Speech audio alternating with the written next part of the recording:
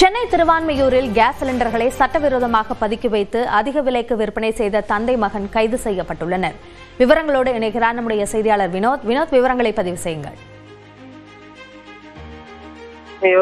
சித்திரைக்குளம் பகுதியில் சட்டவிரோதமாக வீட்டில் 40 சிலிண்டர்கள் மேல் பதுக்கி வைத்து கூடுதல் விலைக்கு விற்பனை செய்வதாக அந்த திருவான்மியூர் காவல் ஆய்வாளர் சபரிதாசன் என்பவருக்கு ரகசிய தகவல் வந்தது.